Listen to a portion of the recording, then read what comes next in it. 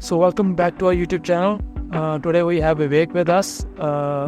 इन्होंने अभी अपना एक सेमेस्टर ख़त्म किया है कनाडा में, नए इंटरनेशनल स्टूडेंट है फिर भी, और आज हमारे साथ अपना एक्सपीरियंस शेयर करेंगे आफ्टर फर्स्ट सेमेस्टर कंप्लीट। तो कैसा एक सेमेस्टर रहा और जानेंगे इनके बारे में। So let's begin with your introduction विवेक।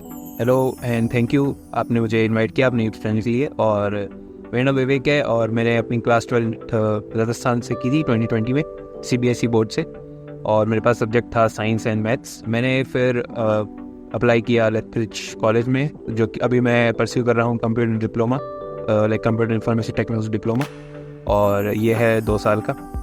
और या दिस इज। तो आपने सीधा लेथब्रिज में ही अप्लाई किया कि किसी और कॉलेज को भी ट्राई लगाया? और लेथब्रिज में ही किया तो लेथब्रिज ही क्यों चुना? ओके, सो फर्स्ट मैंने सेनेका कॉलेज में अप्लाई किया था ओंटारियो में, और लेकिन वहाँ पे मैं 1 साल स्टडी भी करी, लेकिन उसमें रिफ्यूज़ल्स 2 आ गए थे, तो मैंने वहाँ से विड्रॉ करा लिया एडमिशन। तो मैंने फ़ीस अपनी रिटर्न कर दी थी वापस।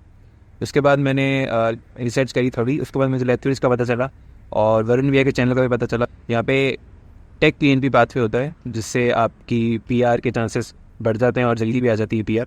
सो मैंने एज अ टेक पाथवे को देखते हुए कि यहाँ पे PR भी जल्दी होगी और यहाँ पे अपॉर्चुनिटीज़ भी, जैसे कैलगरी बूमिंग सिटी है बहुत IT में, उसके हिसाब से देखते हुए मैंने लेथब्रिज को चूज़ किया है। एक ये स्टूडेंट सिटी भी बहुत अच्छी है और कॉलेज तो अच्छा है ही। खैर, एक्सेलरेटेड पाथवे कहते हैं इसको, टेक एक्सेलरेटेड पाथवे।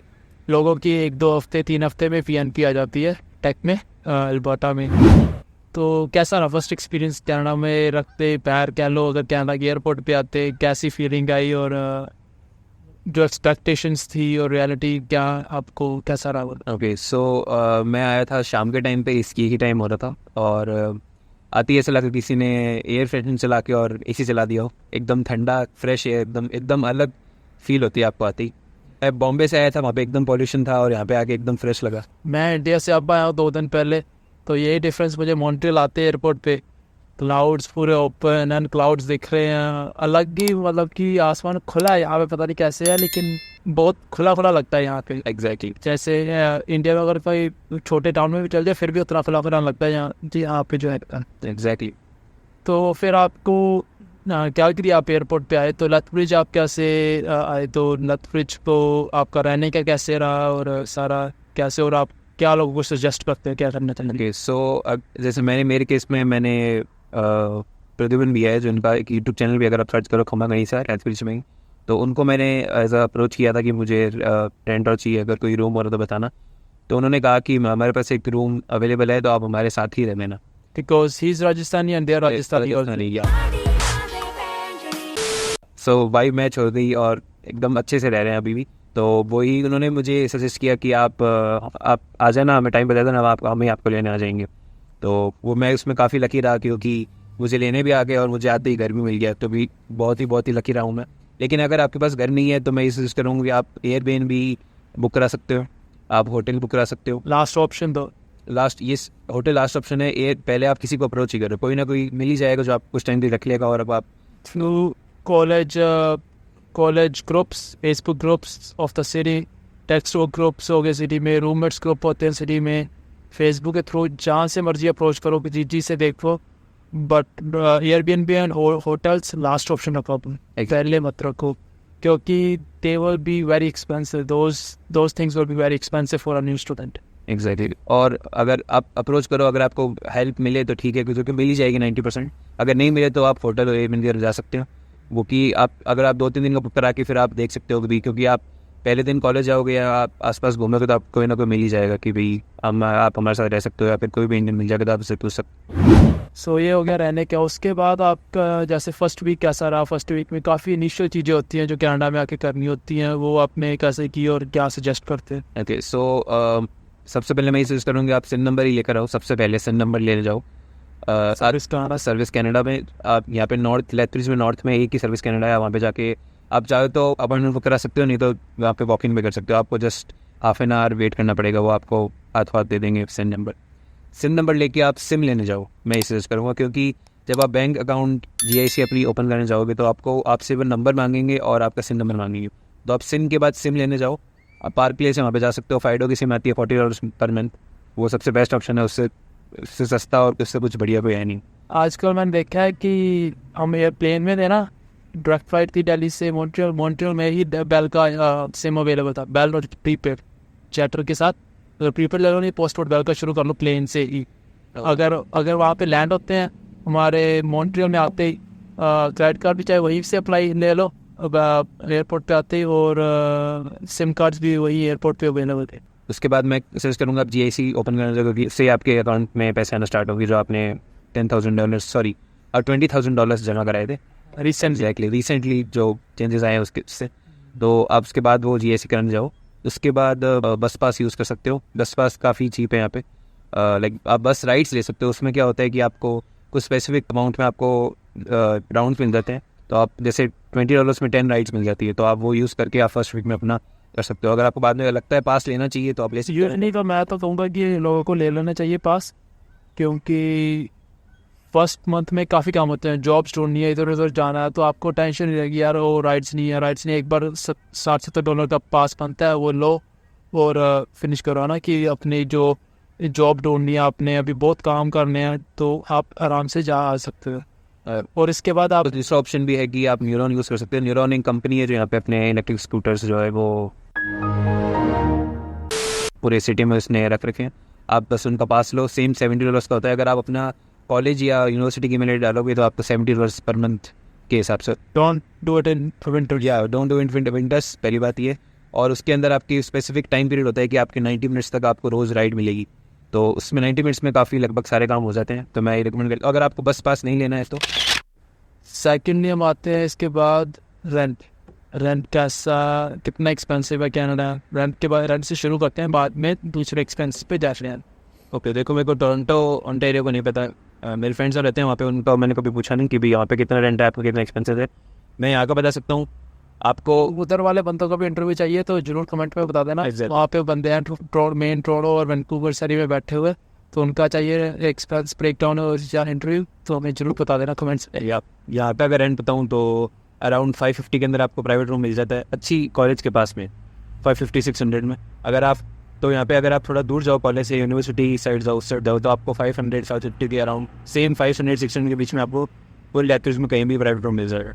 आपको शेयरिंग में रहना है तो शेयरिंग भी आपको 450-400-420 के अराउंड रेंज में मिल जाएगा, जो कि बहुत बहुत चीप है टोरंटो से। यूटिलिटीज एंड इंटरनेट आप अलग से भी आपसे अलग से भी पे कराएंगे तो इतने सेम ही आएगा लगभग प्राइवेट रूम जैसे। तो अभी मैं रेंट पे कर रहा हूँ 443, सब कुछ इसके इनपुट है, वाईफाई, इंटरनेट, यूटिलिटीज़, सब कुछ इनक्लूडेड है। और काफ़ी अच्छी जगह है, 2 बेडरूम अपार्टमेंट है। ऐसे बताया था मैंने, जो भैया थे उनके साथ ही रहता हूँ मैं। तो हम 3 जने हैं वो रहते हैं हम। तो 2 बेडरूम है, आराम से बढ़िया, खुद ही बनाते हैं, खुद ही खाना खाते हैं। खाने से ग्रोसरी से याद आया कि लोग बोलते हैं कि यहाँ पे इंडियन फूड नहीं मिलता, ये नहीं मिलता। ऐसा कुछ नहीं है। वॉलमार्ट जाओ, आप सुपर स्टोर जाओ, PL के सुपर स्टोर, आपको सब मिलेगा, आप जो बोलो वो मिलेगा। इवन कड़ी पत्ता भी मिलेगा आपको सब। जब मैं आया था इनिशियली लैथरिज में थोड़ी प्रॉब्लम थी, रेस्टोरेंट भी 2 को ही थे आई थिंक, तो उसके बाद रेस्टोरेंट भी अभी 5 रेस्टोरेंट तो 7-8 हो गए, 7-8 हो गए। गुरुद्वारा साहब खुल गए हमारे यहाँ पे लैथरिज में। और वॉलमार्ट के पास कम वैरायटी होती थी इंटरनेशनल फूड की, अब वो अभी भी काफ़ी है। अब इंडियन स्टोर पहुँच चुका है यहाँ पे इंडियन स्टोर बिल्कुल। सो मतलब काफ़ी इंप्रूवमेंट है 5 सालों में, तो काफ़ी मतलब ज़्यादा कुछ हो चुका है। और सारा कुछ मिल जाता है, मोस्टली सारा कुछ मिल जाता है। हाँ, प्राइस इंडिया वाला मिलता है, प्राइस कनाडा वाला होगा। तो उसके बाद हम एक्सपेंसेस की बात करते हैं कि आपके मंथली एक्सपेंसेस कैसे थे, बिल्स, रेंट, कॉलेज एक्सपेंसेस, ठीक है। और इसके बाद हम आगे की बात करते हैं। सो रेंट मेरा अराउंड 450 आपको बताया था, 443। और उसके बाद मेरे $70 बस पास के और $40 स्पाइडो के सिम के। और अराउंड पहले हम 3 जने ग्रोसरी करते थे साथ में, तो मेरा आता था अराउंड $70-80-90 ग्रोसरी का। अभी उन्होंने एक भैया टिफिन करा लिया, तो हम 2 जने हैं, तो हमारा आता है अराउंड 100-110, क्योंकि हम सिंपल रोटी सब्जी चावल खाते हैं, ज़्यादा चटपटा कुछ नहीं खाते। हम सरप्राइज, क्योंकि हम भी जब करते थे हमारा भी 60-90 या 100 रहता था, लेकिन मुझे पता है कि groceries price has gone up. आप लोग मुझे पता है कि फिर भी खुला खाते हो, यानी कि कंजूसी करके रहते हो, फिर भी इतने में मेंटेन हो जाता है। So how think it's good, like एक ग्रोसरी भी इतने में हो जाती है। और टिफ़िन के बारे में बता रहे हैं, टिफ़िन के बाद अगर आपको नहीं बनाना, आपको लगता है मैं नहीं बना पाऊंगा, या फिर अब तो जैसे फुल टाइम भी के लोग काम करेंगे तो वो नहीं बना पाएंगे, उनको लगता है अगर ऐसा कि हम नहीं बना सकते, तो आप टिफ़िन सर्विस रख सकते हो। लेते जिसमें 2 या 3 टिफ़िन सर्विस है इंडियन वाले। सो लोवेस्ट जो है वो 220 का राउंड है, और हाईएस्ट जो है वो 300 का राउंड है। 300 वाले आपको रोज़ टिफ़िन देंगे, इंडियन फूड, रोटी सब्जी चावल कड़ी दाल एक मिठाई और ये सब देंगे। और 250 के राउंड है वो आपको सेम ही चीज़ देंगे पर 5 डेज़, मतलब थोड़ी क्वालिटी अच्छी होती है। मतलब आप पे डिपेंड करता है, आप तीनों से ट्राई कर सकते हो। उनको बोल सकते हो कि मुझे भी सैंपल भेजो, या फिर एक आपसे सैंपल टिफ़िन बाय करना है, आपको जो अच्छा लगे आप वो यूज़ कर सकते हैं। तो एक्सपेंसेस में आपका जो सारा क्लियर हो, उसका टोटल एक्सपेंस कितना आया था फ्रॉम? सो मेरा टोटल एक्सपेंस अराउंड 700 या 750 का अराउंड आता है, जो कि GIC भी 750 आती है around 760. You can save your Yeah, for your you can, yeah, I can totally save my fees and pay my fees by my own. So इसके बारे में कोई पॉइंट ऐड करना चाहूँगा कि जो लोग आते हैं यहाँ पे अपना देखते नहीं एक्सपेंसेस क्या हैं उनके लिए यही मिस्टेक होती है कि वो अपना बजट कभी देखते नहीं। पता नहीं कभी कभी 1000 खर्च हो जाए, 500 खर्च हो जाए। लाइक अगर मैं रियल एस्टेट में हूँ, अगर मैं देखूँ ना कि मेरे एक्सपेंसेस कितने हो रहे हैं रेनोवेशंस में, I thought it will be 25,000 and I am thinking I spent about 30,000, but when I went to my accountant and started doing the calculation, it's 35-40,000. Yeah. Then I'm screwed. My margin's going low, right? So मैं लोगों को यही suggest करता हूँ कि budget क्या है अपनी खुद से डालो, चाहे आपने बिजनेस करना है आगे कुछ भी करना है, आज से ही अपना बजट हर एक मंथ में 2 बार देखो इनिशियली। अगर बाद में यूज हो जाओ, मंथ में 1 बार भी बहुत है, ठीक है। मैं तो मंथ में 2 बार देखता था स्टार्टिंग में, फिर एक हो गया, अब मंथ में मैं 2-3 मंथ में 1 बार देखता हूँ बस। लेकिन ये ज़रूरी है कनाडा में अगर आपको सक्सेसफुली अपना फाइनेंशियली सेटअप करना है ना, तो ये चीज़ ज़रूरी है। अपना क्रेडिट कार्ड की भी वीडियो बनाऊंगा, अभी मैं उस पर आऊँगा नहीं, वो बहुत लंबी हो जाएगी video, but we will just stop the credit card video.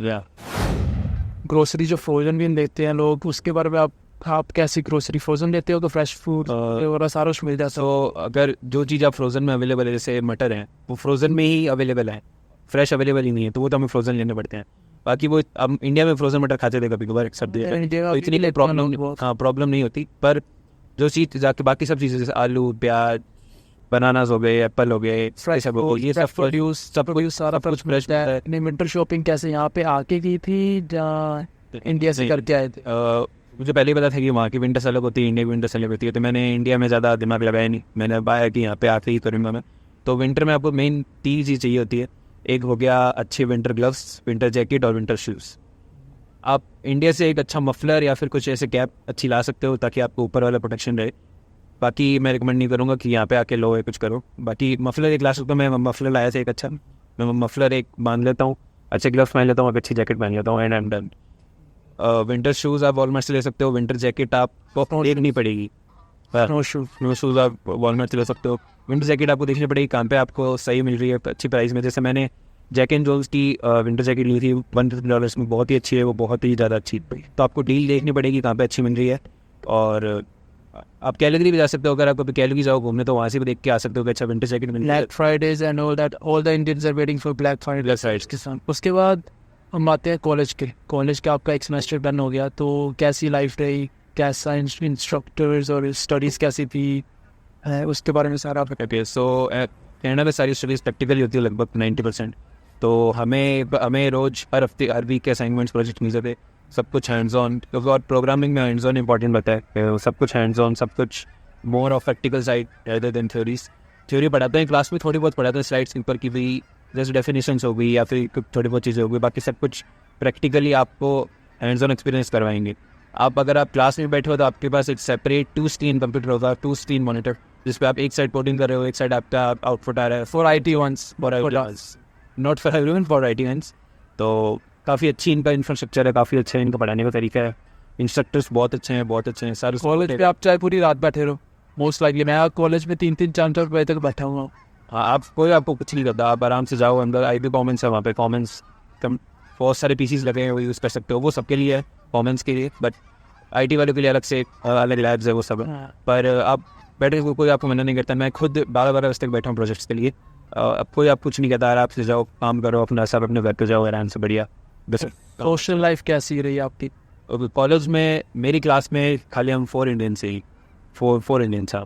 तो हम 4 ज़्यादा फ्रेंड्स हैं, अच्छे फ्रेंड्स हैं, काफ़ी अच्छे से हमारे बॉन्डिंग हम सब अच्छा असाइनमेंट शेयर नहीं करते, असाइनमेंट शेयर मत करना, प्लेगरिज्म आ जाती है। एक अभी एक कोड ऑफ लाइन भी सेम है तो भी वो आपको बोलेंगे कि आपने क्यों इसके साथ शेयर किया, और आपकी गलती मानेंगे, और सामने वाली गलती होगी कि आपने शेयर क्यों किया, और उसकी तो उसके तो मार्क्स कटनी है, फिर आपके भी मार्क्स कटेंगे। आप किसी के साथ कोड शेयर मत करो, अपने असाइनमेंट भी शेयर मत करो। मतलब इंडिया में जो लोग स्ट्रिक्टली नहीं, इंडिया के आते हैं लोग स्ट्रिक्टली नहीं लेते। लैथब्रिज कॉलेज पहले लाइटली लेता था इसको, अब वो बहुत सीरियस है। अब प्लेगरिज्म हमारे कॉलेज में सीरियस है।